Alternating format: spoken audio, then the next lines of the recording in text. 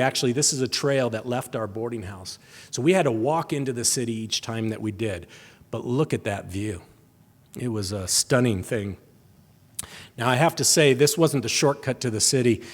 There was a shortcut, and it was like going to Inspiration Point, more or less, and getting up to where St. Francis Cathedral was. And of course, the first day that we got there, that's the first thing that we had to do is just head up there. And once you get up there, it's a very large basilica. You can see up in the upper right-hand corner, that's the main chapel, shall we say. But right behind Danielle is the lower chapels and the tomb of St. Francis.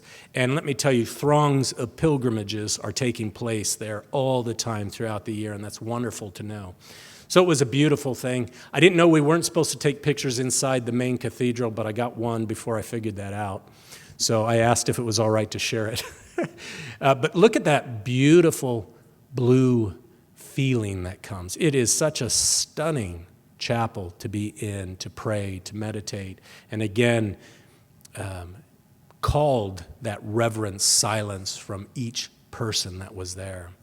One thing, though, that we were taken with is at the front entry, you may have seen it in the last picture, but the mandala.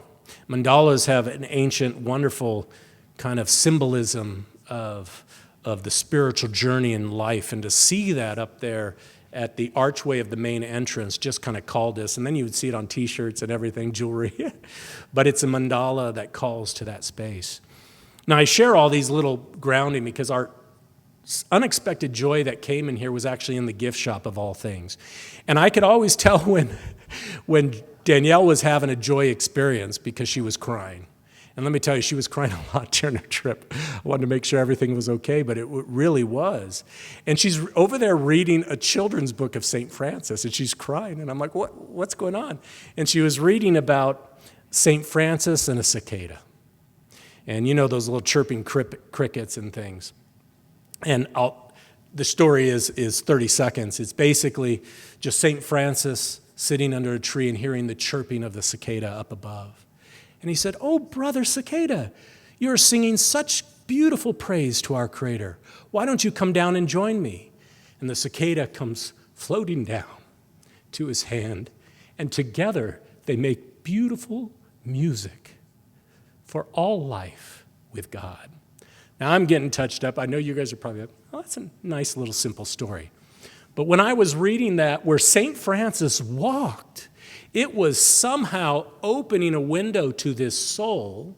And now I think the Franciscan life, there's a big difference between the Franciscan order, the Benedictine orders, and the Franciscan orders are very free spirits, something I needed to learn.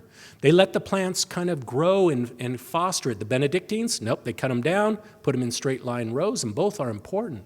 But they're different philosophies almost.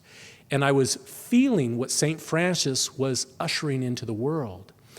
Flower Newhouse said about St. Francis, she feels like he was the most Christ-like since our Lord Christ walked upon this earth.